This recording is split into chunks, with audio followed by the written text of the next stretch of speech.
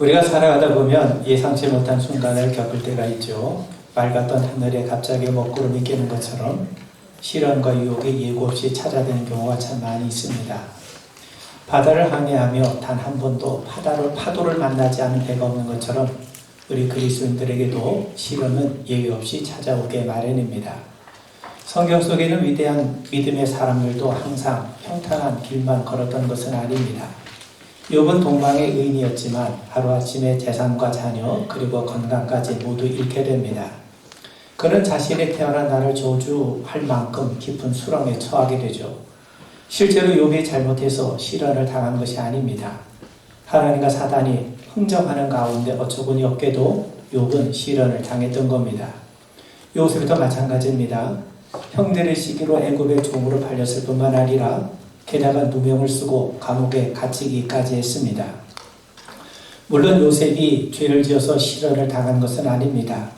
하나님께서 7년 풍년과 흉년 가운데에서 애굽과 야곱의 가문을 구원하시기 위한 섭리 가운데 그는 시련을 겪었던 겁니다. 그럼에도 그들은 시련 가운데 인생의 깊은 골짜기에서 하나님을 만나게 돼요. 이번 시련 가운데에서 귀로 들었던 하나님을 눈으로 보게 되는 은혜를 누리게 되었고 갑절의 복을 받게 됩니다. 요셉도 시련 가운데 애굽의 총리가 되어서 애굽과 야곱의 가문을 구원한 일을 감당하게 됩니다. 그러므로 시련과 유혹이 우리를 비교할 수는 없지만 그것이 찾아올 때마다 우리는 반드시 기억을 해야 됩니다. 우리에게 찾아온 시련과 유혹은 우연이 아니라 하나님의 섭리 가운데 있다는 사실을 기억하실 수 있길 바랍니다. 예수님 우리에게 말씀하세요. 세상에서 너희가 환난을 당하나 담대하라. 내가 세상을 이기었노라. 세상을 이기신 예수님이 바로 우리와 함께 하시기에 우리는 담대할 수 있는 겁니다. 바울은 로마서에서 말씀하기를 우리가 알거니와 하나님을 사랑하는 자 곧 그의 뜻대로 부르심을 입은 자들에게는 모든 것이 합력하여 선을 이루느니라. 하나님은 당신의 백성들이 겪는 시련과 유혹까지도 궁극적으로 선악의 역사하심을 믿으시기 바랍니다. 그래서 우리 인생의 깊은 골짜기에서도 능력의 막대와 지팡이로 우리를 인도하시는 하나님의 은혜를 누리게 되는 겁니다. 여러분, 세상의 모든 일이 하나님의 주권하에 이루어짐을 믿으시길 바랍니다. 하나님은 아무 이유 없이 우리를 힘들게 하신 분이 아니세요. 거친 파도가 유능한 사공을 만드는 것처럼 하나님은 시련과 유혹을 통해서도 합력하여 선을 이루십니다. 여러분, 나무가 자라고 좋은 열매를 맺으려면 적당한 햇빛과 또 자양분, 또 충분한 물이 공급되어야 됩니다. 그런데 이상하게도 그것만으로는 제대로 자라지 못하고 좋은 열매도 맺혀지질 않는다고 합니다. 원인은 뜻밖에도 바람이 없기 때문이라는 거죠. 거센 바람이 있어야 나무는 뿌리를 더 깊이 내리고 줄기를 더 단단하게 하고 열매도 탐스럽게 맺을 수 있다는 겁니다. 여러분, 우리도 마찬가지죠. 인생을 살아갈 때 우리가 겪게 되는 시련은 우리를 넘어뜨리려는 바람이 아니라 우리가 하나님께 더 깊은 뿌리를 내리게 하고 우리의 심령을 더욱더 단단하고 견고하게 세워가시는 하나님의 은총임을 우리 분명하게 알게 되길 바랍니다. 우리는 시련을 피하고 싶어요. 그런데 야고보 사도 오늘 우리에게 말씀하기를 내 형제들아 너희가 여러 가지 시험을 당하거든 온전히 기쁘게 여기라 라고 말씀하죠. 왜 그렇습니까? 여기 하나님의 놀라운 뜻과 섭리가 있기 때문입니다. 우리가 흔히 시험이라고 말을 할 때 시험에는 그 문맥에 따라 세 가지 의미가 있어요. 첫 번째 시험은 유혹의 의미가 있습니다. 유혹은 우리를 죄로 이끌죠. 사단은 우리의 욕심을 자극해서 하나님으로부터 멀어지게 만듭니다. 마치 낚시꾼이 미끼를 던져 물고기를 낚아채는 것처럼 사단은 끊임없이 우리의 영혼을 낚아채서 하나님에게서 멀어지게 만듭니다. 그러므로 유혹은 우리의 영혼을 파괴해서 하나님과의 관계를 단절시키려고 하는 사단의 전략입니다. 유혹은 외부에서 오는 것 같지만 실은 우리 내면의 욕심과 아주 밀접한 관련이 있습니다. 여러분, 사단은 결코 요란하게 달려들지 않습니다. 아주 고요하고 우아한 몸짓으로 정말 우리를 위하는 것처럼 속여서 우리 마음의 문을 두드립니다. 사단은 우리 안에는 욕심을 부추겨요. 14절에 보시면 오직 각 사람의 시험을 받는 것은 자기 욕망에 이끌려 미혹됨이니. 여러분, 이 말씀처럼 사단은 우리가 원하는 것이 무엇인지, 우리가 갈망하는 것이 무엇인지를 잘 알고 있어요. 그래서 배고픈 사람에게는 빵을 제시하고 외로운 사람에게는 사람의 인정을 제시하며 유혹하는 겁니다. 그런데 사단이 제시하는 것들은 절대로 우리의 영혼을 만족시켜 줄 수 없다는 것을 아셔야 됩니다. 사단의 전략은 우리가 어떤 잘못을 저지르게 만드는 데 있지 않습니다. 사단의 최종적인 목적은 하나님과 우리 사이의 거리를 활짝 멀어지게 만드는 데 있어요. 죄를 짓게 함으로써 그 수치심에 하나님의 얼굴을 피하게 만드는 것이 바로 이 사단의 목적입니다. 여러분, 보디발의 아내가 요셉을 유혹하죠. 요셉도 혈기왕성한 젊은이 아닙니까? 사단이 요셉 안에 있는 그 혈기왕성한 욕망을 부추겼어요. 그런데 사단의 궁극적인 목적은 요셉이라고 한 개인을 넘어뜨리는 데 있는 게 아닙니다. 그를 무너뜨려서 애굽과 야곱의 가문을 구원하시고자 하시는 하나님의 계획을 망가뜨리는 것이 그의 궁극적인 목적이었던 겁니다. 여러분, 낚시꾼이 던지는 미끼는 물고기 눈에는 먹이처럼 보이지만 그 먹이에는요, 물고기의 생명을 닦아챌 날카로운 바늘이 숨겨있다는 것을 우린 잘 알고 있지 않습니까? 이처럼 유혹의 본질은 속임수예요. 겉에 화려함에 속아 한입 무는 순간 우리는 사단의 포로가 되고 맙니다. 그러므로 유혹 앞에 우리가 취할 태도는 단호하게 거절하거나 아니면 회피하는 겁니다. 유혹은 우리가 맞서 싸우는 것이 아니라 우리가 피하는 게 상책이죠. 요셉의 옷을 버려두고 도망쳤던 것처럼 죄의 근처에 몸을 걸지 말고, 죄의 근처에 우리가 서성거리지 말고 우리는 하나님께로 도망쳐야 되고 말씀으로 나아가야 됩니다. 그리고 시험은요, 시련의 형태로 우리에게 다가올 때가 있어요. 시련이라는 게 뭡니까? 우리가 죄된 세상에 살고 있기 때문에 필연적으로 겪게 되는 삶의 고통 아니겠습니까? 우리가 삶에서 겪는 여러 가지 어려움 뿐만 아니라 육체의 질병, 경제적인 위기, 갑작스러운 사고, 또 믿었던 사람들의 배신, 또 전쟁과 전 세계적인 경제 불황 등 우리를 힘들게 하는 상황을 의미합니다. 실은 내 잘못과는 상관없이 찾아오기도 하죠. 여러분, 이란과 노르웨이의 전쟁이 우리가 뭔가 잘못했기 때문에 일어난 겁니까? 우리의 의지와는 전혀 상관없이 발생했고 그 전쟁의 여파를 우리는 실질적으로 경험하게 되죠. 자, 앞서 언급했던 것처럼 욥은 하루아침에 자녀와 재산, 건강을 모두 잃었어요. 그는 잘못은 없었지만 이 땅에서 극심한 고통을 겪어야 했던 겁니다. 이처럼 시련은 우리의 마음을 힘들게 하고 우리의 삶을 고단하게 만드는 실제적인 고통 아니겠습니까? 그렇다면 시련에 찾아올 때마다 우리는 어떻게 반응해 옳습니까? 여러분, 이럴 때는요, 우리가 인내하며 하나님께로 나아가며 예배해야 됩니다. 내 힘으로 바꿀 수 없는 상황 앞에서 우리가 100번 원망해봐야 아무 소용이 없죠. 이럴 때는 하나님의 주권과 하나님의 선하심을 인정하고 하나님 앞에 나아가야 됩니다. 시련 앞에서 욥이 어떻게 고백합니까? 주신 이도 여호와시요 거두신 이도 여호와시니 여호와의 이름이 찬송을 받을지니이다. 우리에게 닥친 시련의 의미를 우리는 잘 알지 못하지만 그렇기 때문에 우리는 하나님의 선하심을 믿고 의지해야 합니다. 거센 풍랑이 몰아칠수록 닷을 더 깊이 내야 하는 것처럼 우리가 인생의 시련 앞에서 우리의 인생의 닻을 하나님께로 더 단단하게 내리고 단단하게 고정시키는 기회가 되어야 될 줄 믿습니다. 그리고 시험 말 그대로 테스트예요. 테스트는 뭡니까? 교육의 한 과정이죠. 우리는 시험을 통해서 하나님을 더 깊이, 하나님을 더 온전히 알게 되는 기회를 갖게 됩니다. 우리가 아는 것처럼 하나님의 아브라함에게 이삭을 바치라고 명령하세요. 성경은 이것이 테스트였다고 우리에게 말씀합니다. 여러분, 아브라함은 하나님 말씀에 순종해서 아들 이삭을 번제로 바치려고 합니다. 그가 아들 이삭을 결박하고 칼을 들어 내리치려고 할 때 하나님께서 그에게 말씀하세요. 네가 온전히 나를 경외하는 것을 내가 이제 알겠다. 그러시면서 그의 손을 제지하시죠.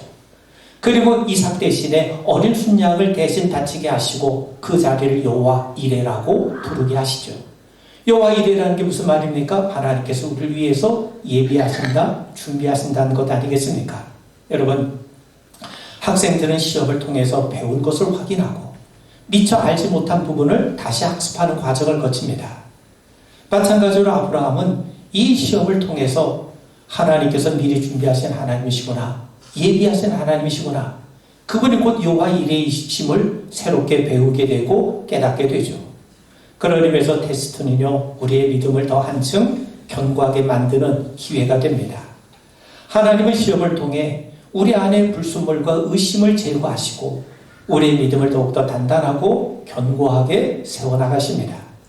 그렇기 때문에 우리의 믿음은 정금처럼 더 참되고 순결한 믿음이 되고 그 결과 하나님을 더욱더 신뢰하는 자리에까지 이르게 되는 거죠.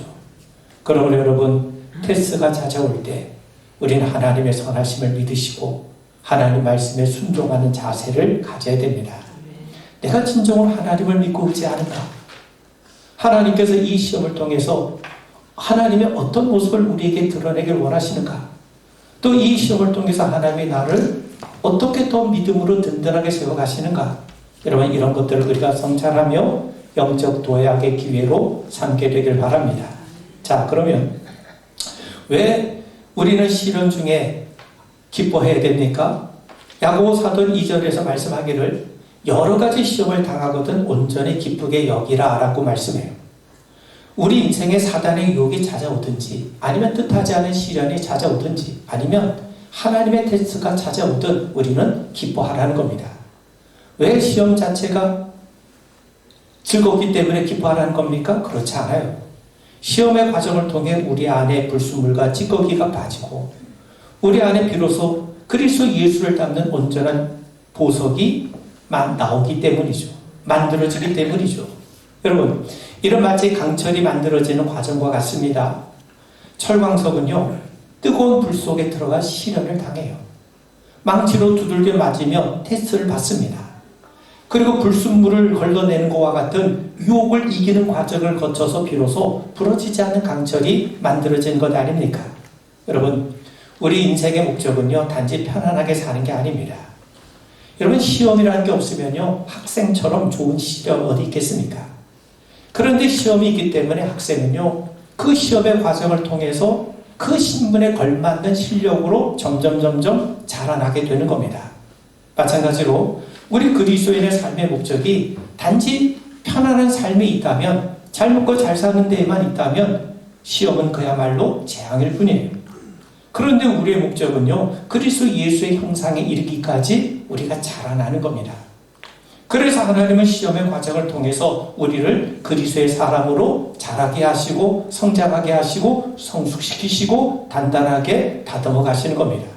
여러분, 야고보 사도는 3절에서 이는 너희 믿음의 시련이 인내를 만들어낸 줄 너희가 알미라. 시련은 고통스럽지만 우리 믿음의 성도들에게 시련은 인내를 만들어내는 기회라고 말씀해요. 여기서 인내라고 하는 것은요, 단순히 오래 참는 게 아닙니다. 4절이 말씀하는 것처럼 우리를 온전하고 구비하여 부족함이 없게 만드는 성품과 인격을 의미하는 겁니다. 여러분, 우리가 건강한 삶을 위해서는요, 단지 걷는 것만으로는 부족해요. 요즘은요, 유산소 운동만 가지고 되는 게 아니라 근력 운동을 해야 된다고 말하고 있지 않습니까? 근육이 없으면 몸의 중심을 잡기가 어렵고 작은 충격에도 넘어지거나 뼈가 부러지게 마련이죠. 그래서 근육이 중요합니다. 그렇다면 우리가 근육을 어떻게 키웁니까? 근육을 키우는 방법이 뭡니까? 과거에는 무거운 덤벨을 들거나 과도한 운동을 해야 근육이 발달한다고 생각했어요.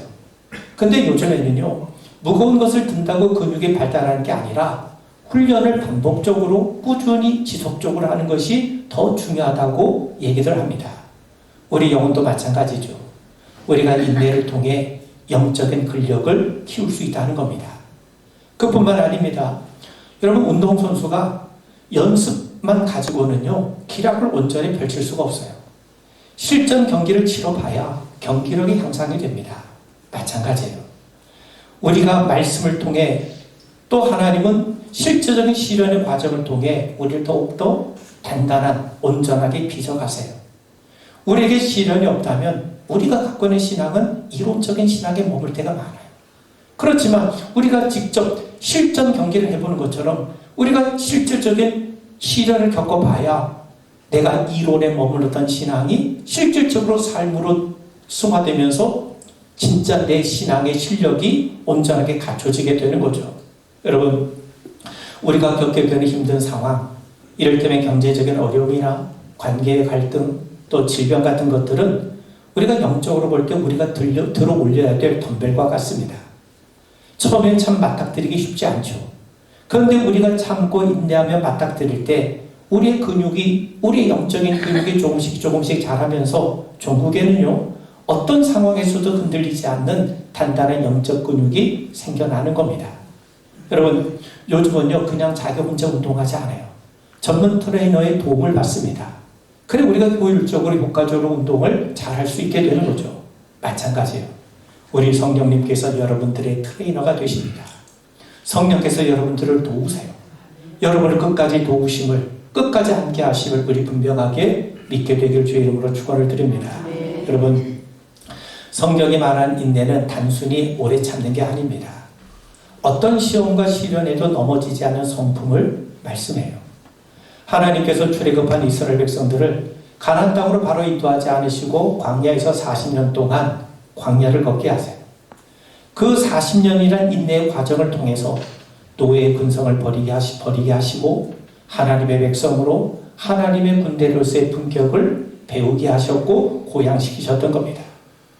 그들이 광야에서 배고픔과 목마름의 과정을 거치면서 야, 사람이 떡으로만 사는 것이 아니구나. 하나님의 입에서 나오는 모든 말씀으로 사는 것이구나. 그걸 하나님이 배우게 하시는 거예요. 그걸 통해서 그들이 더욱더 영적으로 성장하기를 원하셨던 거예요. 그래서 그들을 바로 가나안 땅으로 인도하지 않으시고 광야 40년 훈련의 과정을 겪게 하셨던 겁니다. 운동을 통해 근육섬에 미세한 상처가 나고 그 상처가 치유되는 과정에서 근육이 더 단단하고 강하게 변화되는 것처럼 하나님은 시험과 시련을 통해 우리 영혼의 근력을 더욱더 단단하게 강하게 만들어 가십니다. 그래서 시험의 과정을 거친 성도들은 그 이전보다 더 강하고 흔들리지 않는 평안을 누리게 되는 겁니다. 사랑하는 성도 여러분, 시험 가운데 있습니까? 우리 영혼의 근육이 키워지는 과정에 있는 겁니다. 인내라고 하는 건 단순히 시간이 약이야, 버티면 돼, 이렇게 버티는 게 아닙니다. 하나님에 대한 소망을 가지고 우리가 견디고 버티는 거죠. 인내를 온전히 이루라는 말씀은요, 하나님은 어떤 시련의 바람 앞에서도 우리가 뿌리째 뽑히지 않고 오히려 그 바람을 타고 더 높이 비상하는 강건한 영혼으로 하나님께서 우리를 빚어가고 계심을 우리가 분명히 믿으라고 하는 겁니다. 여러분, 우리는 시험을 통해 스스로 우리 자신의 믿음을 점검하는 기회를 갖게 되죠. 평온할 때는요, 내 믿음이 좋아 보여요. 그런데 시험이 오면 내가 모래 위에 집을 지었는지 반석 위에 집을 지었는지 드러나게 됩니다.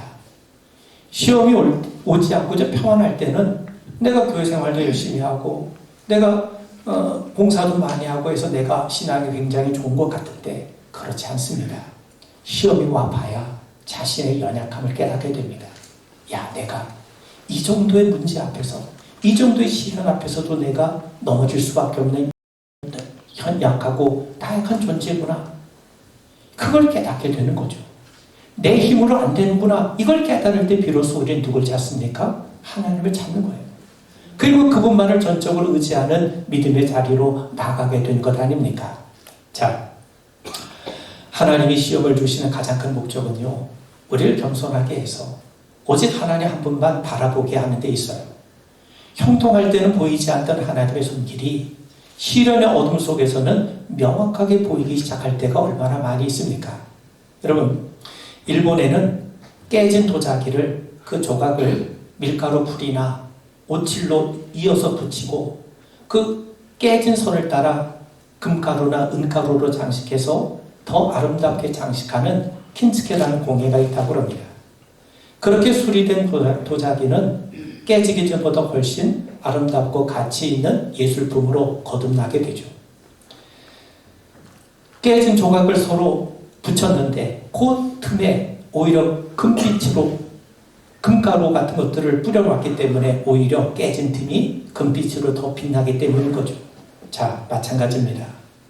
하나님은 우리가 시련을 겪은 바로 그 자리에 하나님의 은혜라고 하는 금가루를 채우셔서 시험 이전보다 더 훨씬 깊고 풍성한 인격을 지닌 존재로 우리를 거듭나게 하시고 변화시키십니다. 그러므로 우리 그리스도인들은요, 시험을 통해 하나님을 향한 전적인 신뢰와 의존의 자리로 나아가야 됩니다. 여러분, 우리가 가진 자원이 바닥이 날 때가 있어요.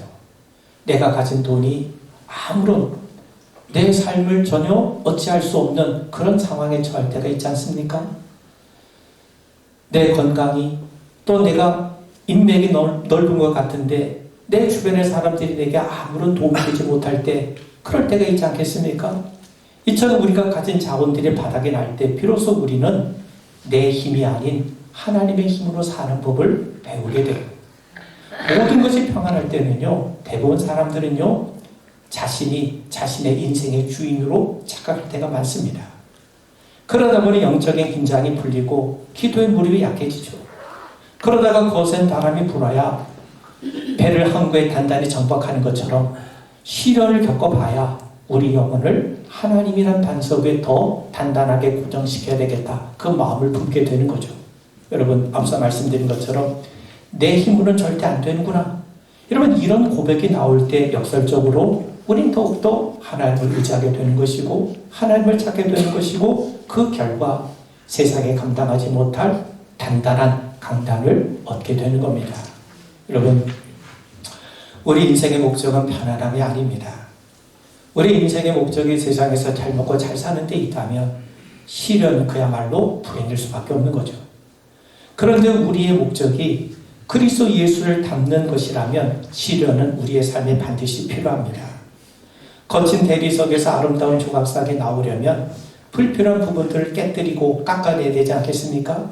이때 필요한 것이 망치와 조각칼이죠. 하나님은 시험과 시련이란 도구를 사용해서 우리 안에 있는 고집, 교만, 이기심, 이런 불필요한 것들을 깎아내세요. 안락함은 우리를 그저 돌덩어리로 내버려 두지만 시련은 우리를 그리스도 예수를 닮는 인격으로 우리를 날마다 변화시켜 나가고 빚어나가게 하십니다. 여러분, 우리가 시험 앞에 무너지는 이유는요, 우리의 목적지가 단지 편안하고 형통한 삶이라는 데에만 머물러 있기 때문이에요. 만약 인생의 목적이 그저 부유하고 편안하게 사는 것이라면 인내한다든가 시련과 같은 단어는 거추장스러운 방해물일 수밖에 없어요. 그런데 우리 그리스도인의 궁극적인 목적은 그저 이 세상에서 잘 먹고 잘 사는 데 있는 것이 아니라 그리스도 예수를 온전히 닮아가는 데 있습니다. 그럴 때 우리는 시험을 기쁘게 여길 수 있는 능력을 갖게 되는 겁니다. 여러분, 내가 세상에서 편안하게 사는 것보다 내가 더 주님을 닮고 주님과 동행하는 것을 더 기쁘게 여기고, 비록 내가 시련의 골짜기에서 처했다 할지라도 그곳에서 나의 목자 되신 주님을 만날 수 있기를 소망하고 기뻐하는 것, 이것이 바로 온갖 시험 앞에서 우리 믿음의 성도들이 가져야 될 합당한 자세 아니겠습니까? 우리가 아는 것처럼 바울은 당시 유대 사회에서 금수저였어요. 로마 시민권을 가지고 있었고 당대 최고의 학벌을 소유했고 바리새인으로 종교적으로 사회적으로 그 지위가 보장된 인물 아니었습니까? 그가 기존의 삶을 고수하며 살았더라면 평생 존경을 받으며 안락하게 살았을 거예요. 그런데 그는 다메섹으로 올라가는 길에서 부활하신 예수님을 만나게 되죠. 이후 자신을 포장했던 모든 것을 다 배설물처럼 여기게 됩니다. 인생의 목적이 자신의 안락함과 부유함에서 그리스도를 아는 것으로 바뀌었기 때문이에요. 이후 그는 그리스도를 위해 삽니다. 그리스도를 닮아가기 위해서 힘쓰게 되죠. 그것을 위해서 그가 감내했던 고통은 그야말로 상상을 초월합니다. 고린도후서 11장에 보면 그는 수없이 매맞았고 갇혔고 3번 파손당했고 일주일 동안 바다에서 표류한 적이 여러 번 있었고 잠도 제대로 자지 못했고 목마르고 굶고 추위에 떨어 했어요.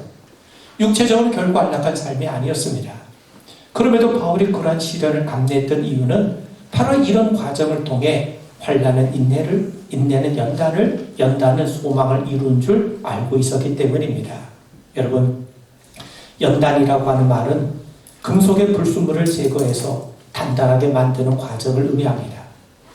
시련이란 무게를 인내로 감당할 때마다 그의 내면에서 불순물이 빠지고 그리스도의 인격이라고 하는 아름다운 보석이 만들어졌던 겁니다.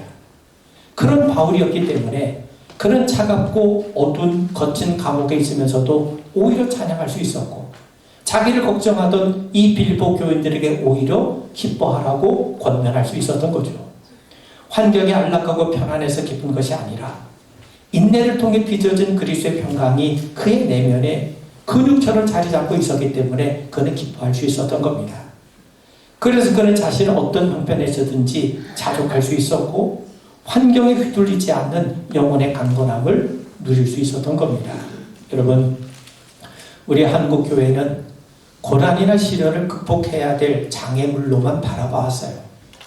어려운 시련이 닥치면 하나님의 뜻을 구하기보다는 그 시련을 극복하는 일에만 관심을 갖고 매진해 온 것이 사실입니다. 사실 문제는 여기서 발생해요. 입술로는 천국이 좋다고 고백하고 하나님께서 모든 일의 주권자가 되심을 믿는다고 하면서도 정작 우리의 인생에 문제가 생기면 어떻게 해서든지 그 문제를 해결하는 방향으로만 발버둥을 치며 전심전력해온 것이 사실 아닙니까? 고난이나 시련을 통해 우리를 정화하시고 우리를 성숙시키기 위해서 부르시는 하나님의 세미한 손길보다는 하나님의 능력으로 이전보다 더 잘 되는 것에만 몰두해 온 것이 사실입니다. 여러분, 죽어가는 사람이 기적처럼 병이 낫게 되는 것보다 더 중요한 것은 그가 예수를 영접하고 영원한 하나님 나라를 사모하게 되는 겁니다. 왜 그렇습니까?